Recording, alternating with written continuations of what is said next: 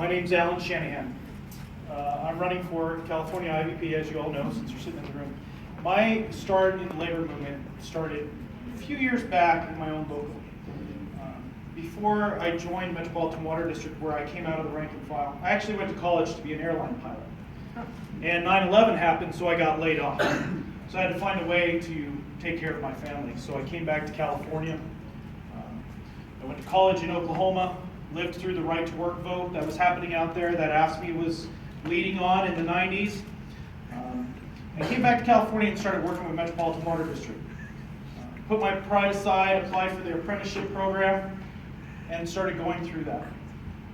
When I got about halfway through the program, we had a president at the time, we had a bunch of turmoil, and that president signed a side letter without talking to the 70 apprentices in Metropolitan Water District.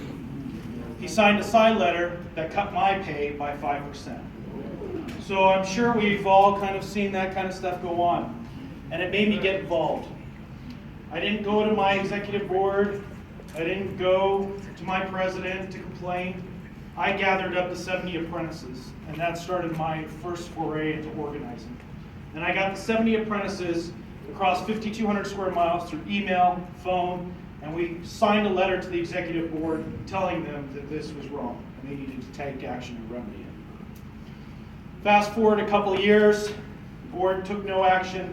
I said, okay, I got to take the matter into my own hand, graduated from my apprenticeship program, and ran for a local grievance officer.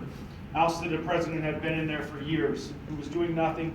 We all know the officers that show up and go, well, nothing happened.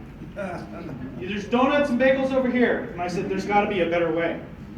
People need to get educated because we empower through education and knowledge, right? So I decided to run for vice president of our local. Ran for vice president in 2011 and was successful. Nobody ran against me. In 2009, just prior to that, I was appointed as a political and legislative director. Now, I came out of the rank and files as a mechanic, and I think it was our local's way of finding somebody to do the work for cheap. And I'd never done any political work. So I was thrown into the state capitol and said, hey, go talk to all these other affiliates, political directors who know what they're doing, and you'll just figure it out.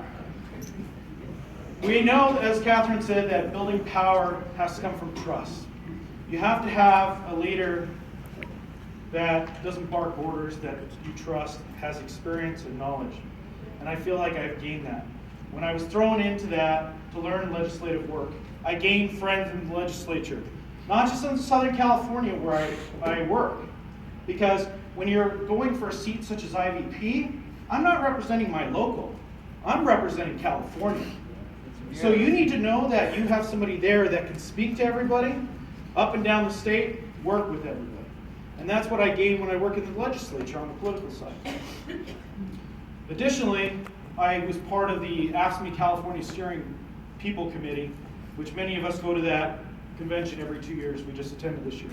And I was sitting on that since 2009, where I've worked with all the affiliates in the state, where we've helped each other affiliates when it comes to strikes, resources, staff, things like that.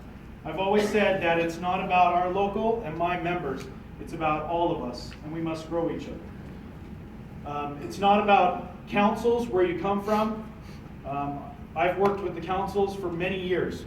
In fact, when I decided to run for IVP, I asked the councils for their blessing in my run. It was very important for me to have credible leaders to back my campaign, such as Alice Goff. Many of us know Alice, that she's an honorable and great leader. And without her support, my campaign couldn't have been as successful as it is. And I wouldn't have run, to be honest with you, if I couldn't get that support. Other leaders up and down the state, like Sean Carey out of 2620. Council 57 retirees, Chapter 36 retirees, it's actually Chapter 57 retirees. Chapter 36 retirees. I've put 5,000 miles on my truck, driving up and down the state. It's important that a leader walk the walk, right? And I have walked the walk over these past 5 months, driving, talking, and being present, and showing you what I will do. And I promise you that I will be like one of the good electeds. I will come to you before you have to come to me.